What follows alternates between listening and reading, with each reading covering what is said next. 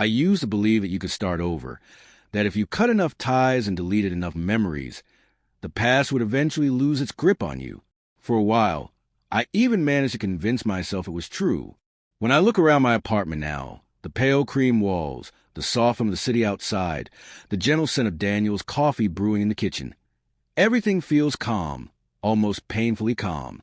This is what peace looks like. I tell myself, this is the life I wanted. Daniel calls me his miracle.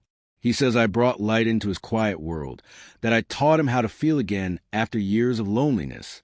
Sometimes when he wraps his arms around me, I almost believe that I'm the woman he thinks I am, pure, gentle, untainted by the ghosts of my past. But peace, I've learned, is fragile. It trembles beneath the surface, like glass stretched too thin. Every morning I wake before Daniel, tiptoe into the bathroom, and stare at my reflection. The woman looking back seems composed, hair neatly tied, eyes clear, skin soft. But if I stare long enough, I can still see her, the other me, flickering beneath the surface like a shadow I can't quite scrub away. 2 years ago, I decided to erase her completely. I deleted every account, every photo, every message. Facebook, Instagram, Tinder.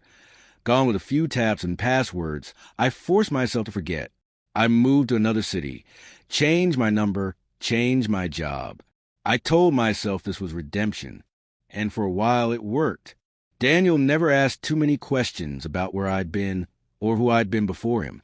He said the past didn't matter, only who I was now.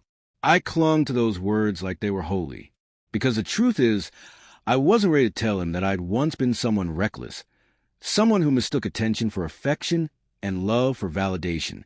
Sometimes, late at night, when Daniel is asleep beside me, I scroll through my phone just to make sure there are no traces left, no old messages, no accounts I forgot to delete. It's almost obsessive, this need to confirm my own rebirth. And yet, deep down, I know the past isn't truly gone. It lingers like a scent, faint but unmistakable, no matter how many times you wash it away. I close my eyes, pressing my palm to my chest, trying to quiet the dull ache that rises whenever I think about what I left behind. You're safe now, I whispered to myself. You're different. You're clean. But as the first light spills through the curtains and Daniel calls my name softly from the kitchen, a voice inside me answers, quiet but insistent. You can delete your past. Elena, it says, but can you really hide it forever? Before Daniel, before this quiet life, I was someone else entirely. A stranger to myself, loud, careless, desperate to be seen. It started after a heartbreak that left me hollow, the kind of heartbreak that tears through your soul and leaves you grasping for anything that feels like warmth. I remember standing in my tiny apartment, clutching my phone, and downloading Tinder for the first time. I told myself it was harmless, just curiosity, just a way to feel alive again. But one swipe led to another, and another. Each match became a small victory, a confirmation that I was still desirable, still wanted. I learned how to say all the right things, how to craft messages that made strangers fall in love with a version of me that didn't exist. The thrill was intoxicating. Attention became my drug, and validation my oxygen. There were nights filled with laughter, wine, and promises that dissolved by morning. Faces blurred together. Names slipped away. I told myself it was freedom, that I was in control. But deep down, I was only running, not from men, but from the silence that followed me home when the screen went dark. Then came him, the one who made me believe I could be different. He was older, confident, already entangled in a marriage he claimed was practically over. I wanted to believe him. For months I did, until his wife found out. The fallout was brutal. There were whispers, screenshots, a storm of humiliation that spread faster than I could contain. Friends turned into spectators. Strangers turned into judges. My name became a punchline, my face a warning. I remember deleting the app through tears, shaking hands, pressing yes to every confirmation message. That night, I sat in the dark, phone screen still glowing in my palm, and made myself a promise. I will never be that woman again. So I packed my life into 3 suitcases, left the city without saying goodbye, and vanished. New number, new name, new rules. But the thing about ghosts is they don't need an address to find you. They live inside you in your guilt, in the spaces between your breaths. And no matter how far I ran, mine followed. Life with Daniel feels like standing in sunlight after years of rain. Everything about him is steady. His voice, his hands, his love. He has this quiet way of making the world feel safe, as if nothing bad could ever touch me again. Our mornings are simple. Coffee brewing. Soft music playing in the background. The smell of toast and butter filling the air. He reads the news aloud sometimes, pause and tell me a small joke, and I laugh, maybe a little too loudly, because it feels good to sound happy. In the evenings, we walk by the river near our apartment. He holds my hand, thumb brushing over my knuckles, and tells me about his day at work. I listen, nodding, smiling, pretending that I belong in this world of quiet love and honest hearts. And for a while, I truly believe I do.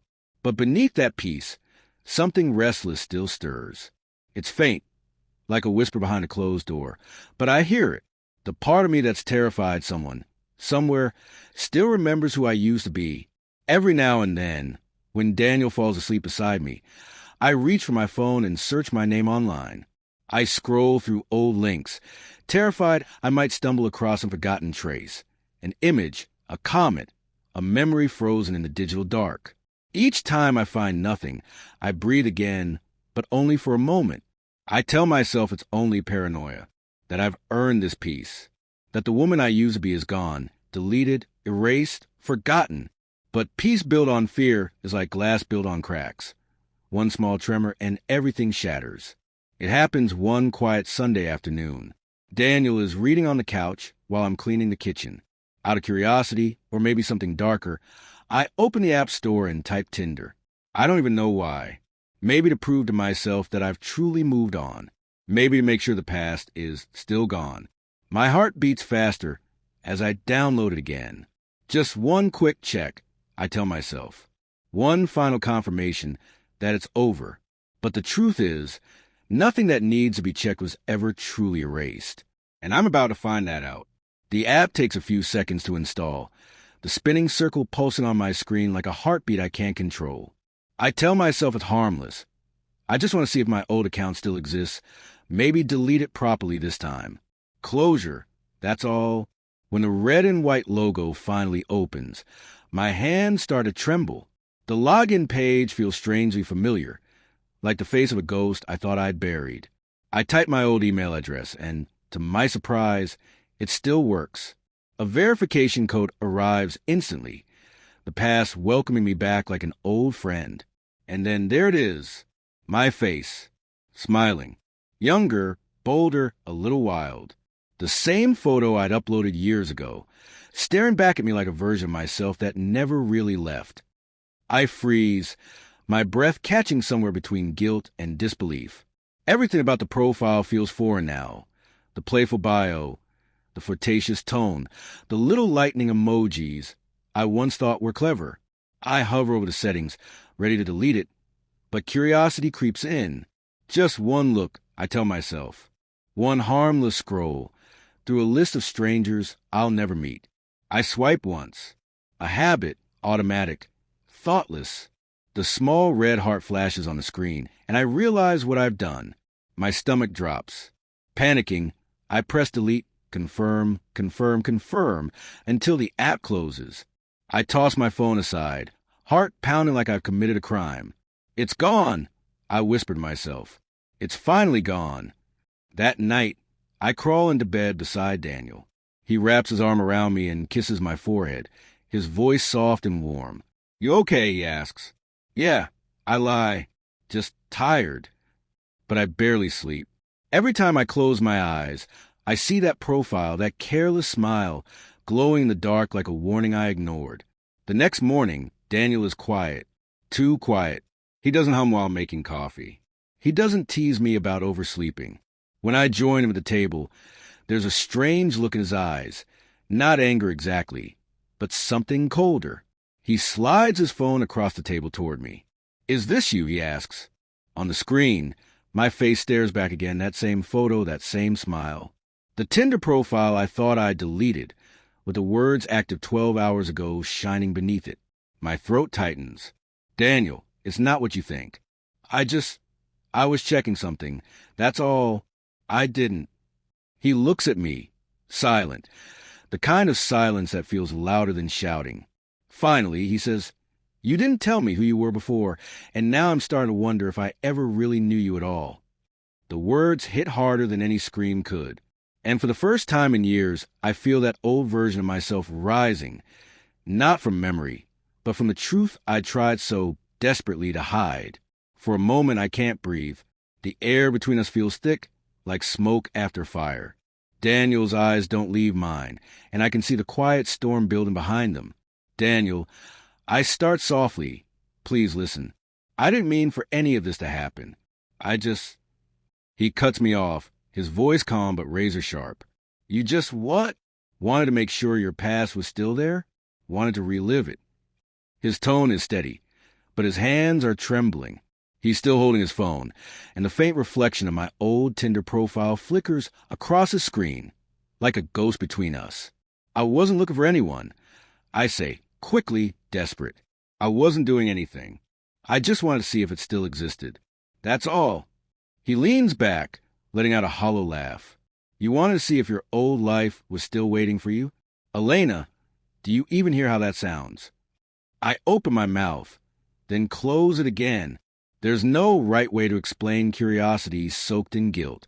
I deleted it, Daniel. I swear. I just wanted to make sure it was gone.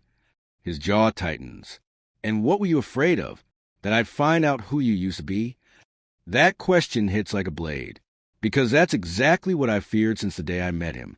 He continues, quieter now. "You've always kept a part of yourself locked away. I thought maybe you just needed time. But now I see it. You were never going to let me in, were you?" Tears sting my eyes. "I was trying to protect you." "From what?" His voice rises, no longer calm. "From the truth." I shake my head, tears spilling freely. "From me. From mistakes I made before you. You don't understand, Daniel. I was a different person then. Selfish, lost, ashamed. I didn't want that version of me anywhere near what we had. I didn't want to ruin it." He looks at me for a long moment, his expression unreadable. "You didn't ruin it by having a past. Elena, you ruined it by hiding it." Silence fills the room. I can hear the clock ticking, the faint hum of the refrigerator, ordinary sounds that suddenly feel unbearable. "I didn't think you'd still love me if you knew." I whisper. He closes his eyes briefly. "Then you never really gave me the chance to." I want to reach out to touch him, to beg him to understand. But he steps back, not angrily, just slowly, as though something inside him has quietly broken. He places his phone on the counter and takes his keys. "I need some air," he says, voice barely above a whisper. "Daniel, please." He turns to me one last time. "You can't build love on lies, Elena. Not even the kind you tell yourself." The door closes behind him with a soft click, and I stand there, frozen, surrounded by the silence he's left behind. My legs give out, and I sink to the floor, sobbing into my hands. Every wall I built to hide my past has come crashing down, not because someone exposed it, but because I finally did. In the reflection of the dark TV screen, I see my face, tear-streaked, frightened, and honest for the first time in years. The woman I'd tried to erase has finally returned. And this time, she's not going anywhere. The apartment feels colder without Daniel in it. His presence used to fill every corner. The soft hum of his laughter, the faint smell of his cologne, the sound of him humming while making coffee. Now there's only silence, thick and heavy, pressing against me like guilt made tangible. He didn't come home that night, or the next. At first, I kept telling myself he just needed time to cool down. They'd walk through the door and we'd talk like adults, like lovers who'd weathered a storm before. But the days stretched into a week, and the quiet turned into something sharper. Abandonment, consequence, punishment. I tried to go to work, but even there, I couldn't escape the weight of it. Every ring on my phone made my heart leap. Every unread message felt like a verdict. But Daniel didn't call. He didn't text. He simply vanished from the rhythm of my life, leaving behind a void too large to fill. At night, I lay awake replaying every word we'd said, every truth I had buried. The image of his face, that calm disappointment in his eyes, replayed in my mind like a wound that refused to close. I realized slowly that my greatest fear had come true.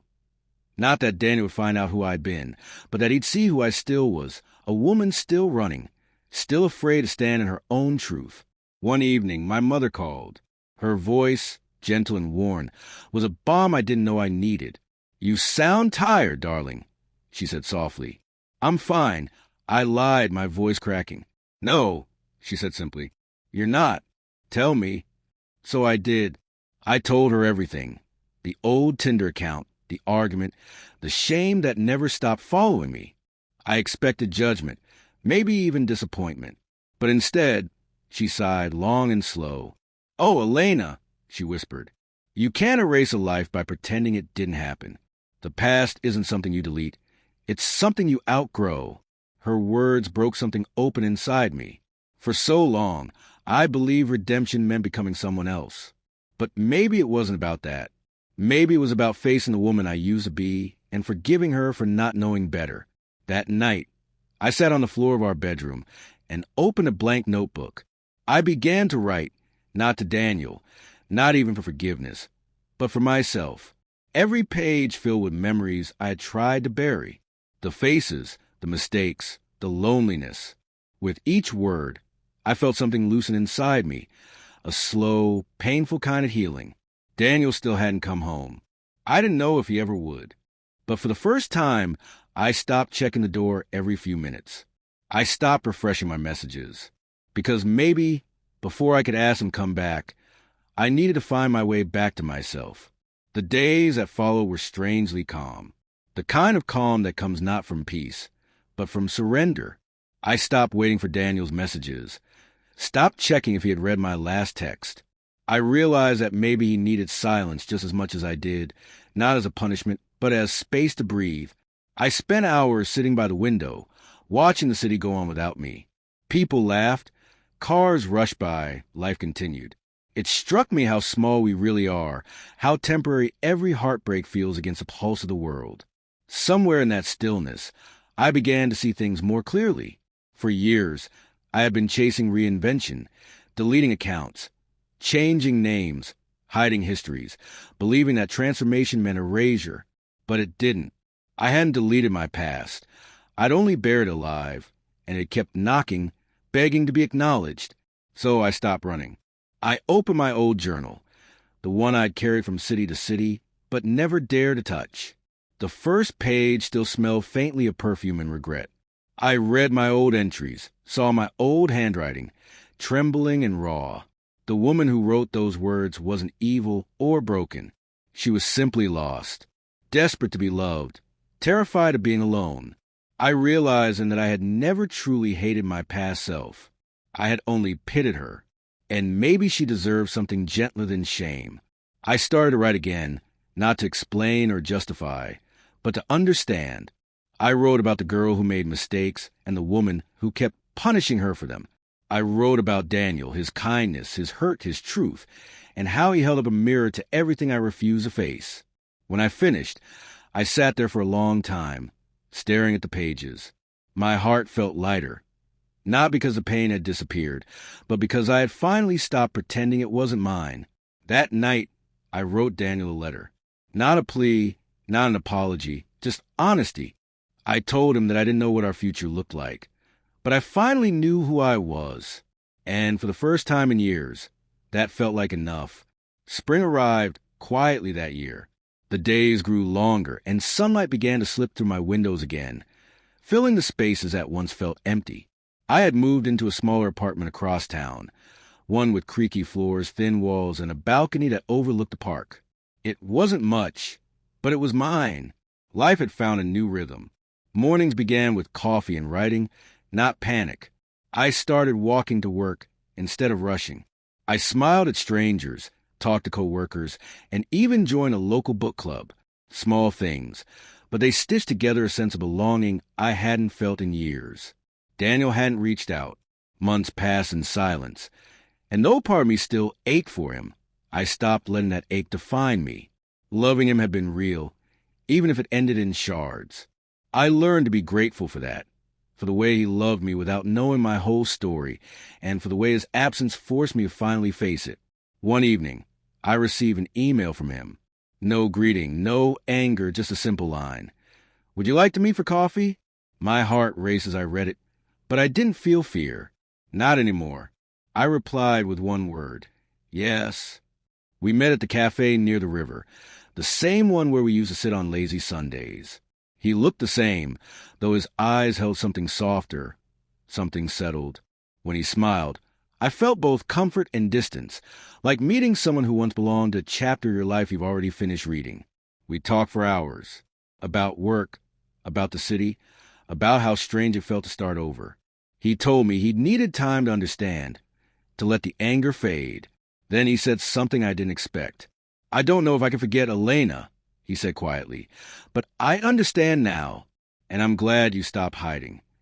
I nodded, my throat too tight for words. I didn't ask for another chance. Neither did he. It wasn't about rebuilding what we lost. It was about finally standing in the truth together, without pretense, without masks. When we parted, he hugged me, not like a lover, not like a stranger, but like someone who had once shared your heart and now wished you peace. As I walked home, the city lights shimmered on the water, and for the first time, I felt free, not because my past was gone, but because I had learned to live with it. I smiled to myself and whispered the truth I had run from for so long. Deleting my past was easy. Hiding it almost destroyed me. But owning it, that finally set me free.